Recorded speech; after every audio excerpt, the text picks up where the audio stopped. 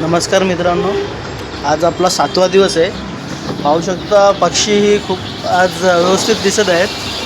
आज आपण सकाळी व्हिडिओ बनवला नव्हता कारण आज 7वा दिवस असल्यामुळं आज आपण यांना डोस देणार आहोत. आज पाण्याचे जे भांडे होते त्यातही कोणत्याही प्रकारचं औषध टाकलेलं नव्हतं.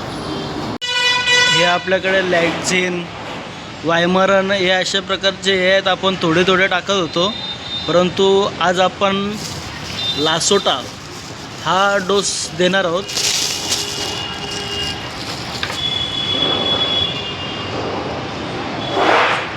अशा प्रकारची एक बॉटल व एक ही छोटी बॉटल असते, तिला आपण एकत्रित करून टाकणार आहोत.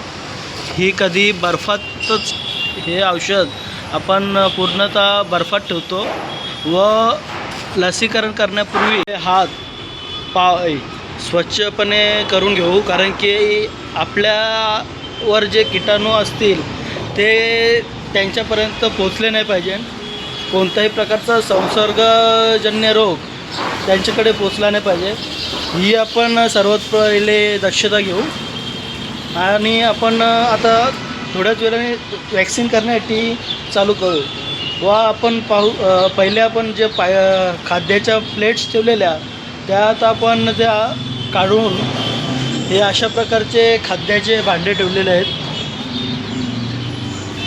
पहिले आपण थोडं खाद्य टाकून घेऊ आणि मग वॅक्सिन करण्याला सुरुवात करू. मित्रांनो, 2 बाटल्यांना आपण एकत्र केलेलं, याच्यातच दुसरे बॉटल एकत्र करून आपली पक्षी कमी असल्याने आपण याच्यात टाकलेले आहेत. आता याच्यातून एक पक्षी काढून आपण त्यांना डोस देणार आहोत. प्रत्येकी पिल्ल्याच्या डोळ्यात एक थेंब हा गेला पाहिजे याची आपण खात्री घेऊ. एकही पिल्ला आपला शेष राहिला नाही पाहिजे. पुढे आपण पाहूच आपण कशा रीतीने हे लसीकरण करणार आहोत. पहा मित्रांनो, असं प्रत्येक पक्ष्याच्या डोळ्यात एक थेंब अशा पद्धतीने गेला पाहिजे याची काळजी घ्या.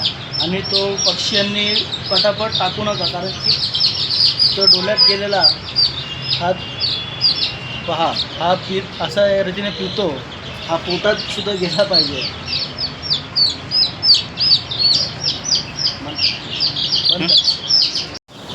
पहा मित्रांनो, आपला 7वा दिवस वॅक्सिन पूर्ण झालेले आहे.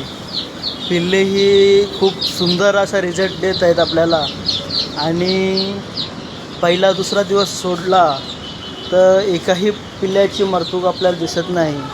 आपली आतापर्यंत फक्त 3 पिल्ली ही डेड झालेले आहेत. बाकी सर्व पिल्ली व्यवस्थित आहेत. आणि बघा, आज आपण एक पाण्याचा भांडा हा थोडा वर केलेला आहे, वरच्या स्टँडला लावलेला आहे. कारण जेवढा हाईटने जर पाणी पिला तर तेवढं त्यांची लवकर अशी ग्रोथ होण्याची शक्यता असते असे मानले जाते. एक आपण सध्या पुरती खालीच ठेवलेला आहे भांडा, म्हणजे ज्याला वर प्यायला नाही जमला तर त्याला पाणी कमी न पडावा म्हणून पण खाली ठेवलेलं आहे. बघा, इथे जो वर ठेवला याला 3-4 पिल्ली होती, परंतु इथे कसं चारी बाजूनी पिल्ली अशी वेडखा खालून पाणी पित आहे. नमस्कार मित्रांनो, आज आपण आपला व्हिडिओ इथंच संपवूया. उद्या आपण पुन्हा एकदा भेटू. प्लीज शेअर, सबस्क्राईब करा आपल्या चॅनलला. तुमच्या सबस्क्राईबनी आपल्याला थोडी प्रेरणा मिळेल.